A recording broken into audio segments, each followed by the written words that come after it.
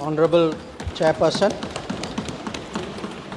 I rise to apprise this august House of the foreign policy dimension of our response to the Pahalgam terrorist attack, going into the preparations for Operation Sindoor and how foreign policy was handled during Operation Sindoor. As all the honorable members would appreciate, it was important to send a clear, strong and resolute message after the Pahalgam attack. Our red lines had been crossed and we had to make it very apparent that there would be serious consequences. As a result, the first step which was taken was that a meeting of the Cabinet Committee of Security took place on the 23rd of April, and that meeting decided that one, the Indus Waters Treaty of 1960 will be held in abeyance with immediate effect until Pakistan credibly and irrevocably abjures its support for cross-border terrorism. Two, the integrated checkpost Atari would be closed with immediate effect. Three, Pakistani nationals who are traveling under SARC visa exemption scheme will no longer be allowed to do that.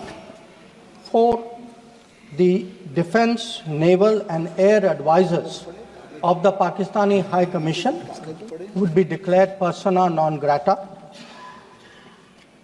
And five, the overall strength of the High Commission would be brought down to 30 from the number of 55. It was very clear, Honorable Speaker, sir, that after this first set of steps approved by the Cabinet Committee on Security, that India's response to the Pahalgam attack will not stop there. Our task, from a diplomatic perspective, from a foreign policy approach, was to shape the global understanding of the Pahalgam attack. What we tried to do was to bring out to the international community Pakistan's long-standing use of cross-border terrorism.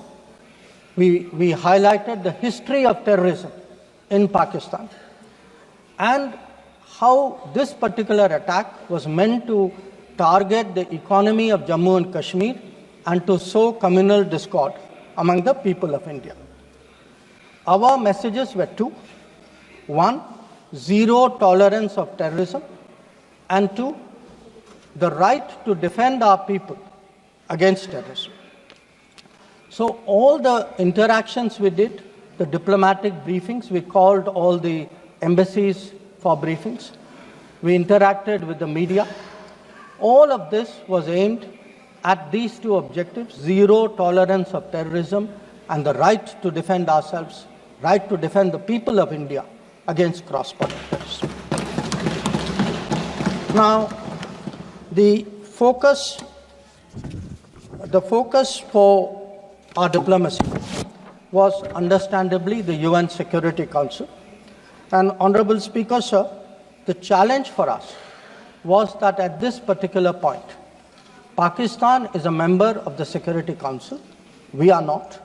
So we had to achieve our objectives in a Security Council where Pakistan is a member. Now, our goals in the Security Council were two.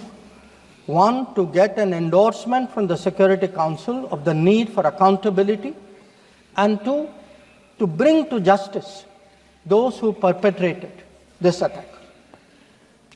And I am glad to say, Speaker, sir, and I hope that this is appreciated and recognized by the House.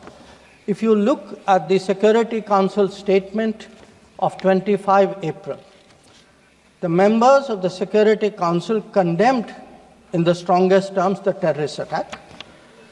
They affirmed terrorism in all its forms and manifestations constitute one of the most serious threats to international peace and security. And most important, the Council underlined the need to hold the perpetrators, organizers, financiers, and sponsors of this reprehensible act of terrorism accountable and bring them to justice.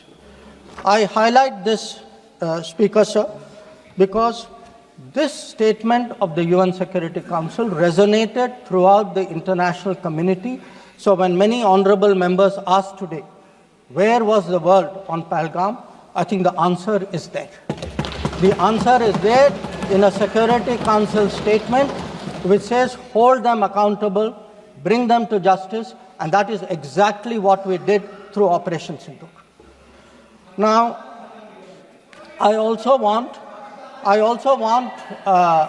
Honorable Speaker, sir, through you, to bring to the attention of the House a very interesting development pertaining to the TRF, the Resistance Front. When the Security Council was debating this on the 25th of April, and TRF had twice claimed responsibility for the Pahalgam attack, Pakistan defended the TRF. Pakistan tried to get any mention of TRF excluded, and in fact the Pakistani Foreign Minister told his parliament that this is a great diplomatic achievement.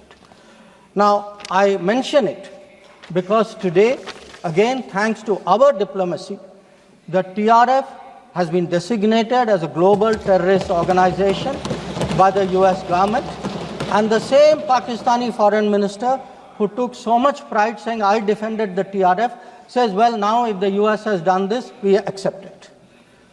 So that is where the Security Council issue stood. If I could then, sir, move on to the diplomacy from 25th of April till the commencement of Operation Sindoor. During this period, there were obviously a number of phone calls, a number of conversations. At my level, there were 27 calls. At Prime Minister, I think almost 20 calls. About 35, 40 letters of support came in.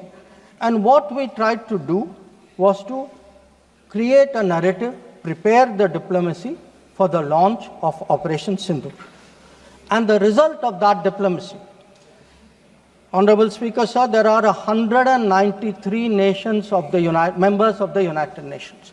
193. Only 3, apart from Pakistan, opposed Operation Sindoor. Only 3. If you look through this period, and I would be very happy to share with the House the exact positions of various governments, overwhelmingly, there was recognition that terrorism is unacceptable, that a country which has been attacked has a right to defend itself, and that India was doing exactly that.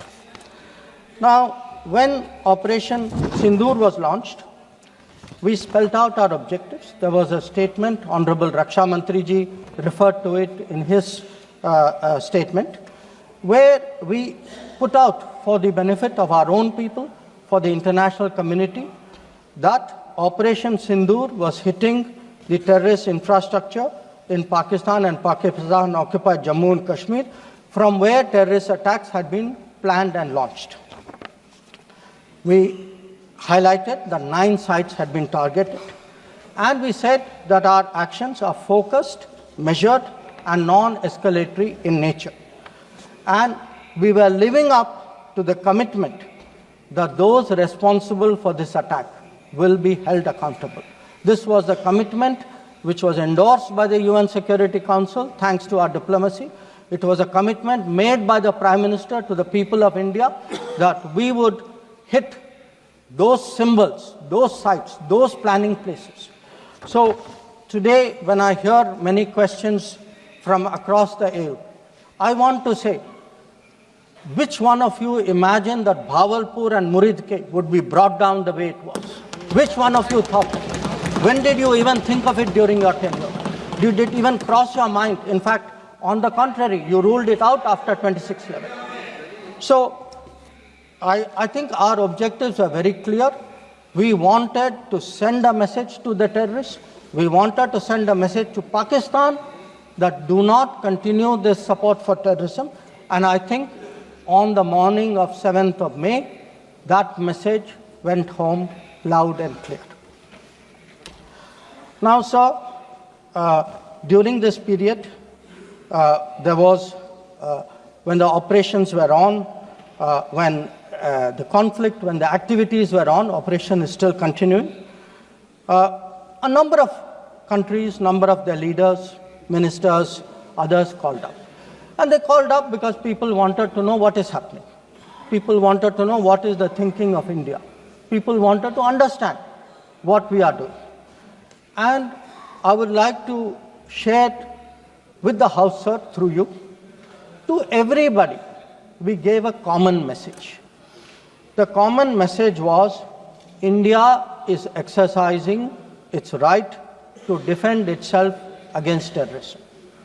Number two, the targets which were hit on the 7th of May are known terrorist headquarters and infrastructure. Number three, there will be no mediation. Anything between us and Pakistan is bilateral. Number four, we will never bow down to nuclear blackmail. Number five, we are responding to Pakistani military attacks because after Operation Sindoor was launched, they had started targeting our military facilities. And we will continue to hit the Pakistani military. If the fighting is to stop, Pakistan must request it. And that request must come through the designated channel of DGMOs. This was a common message that we had given to many people who had called us during that period. Our position was very, very clear in how we were approaching the progress of Operation Sindoor.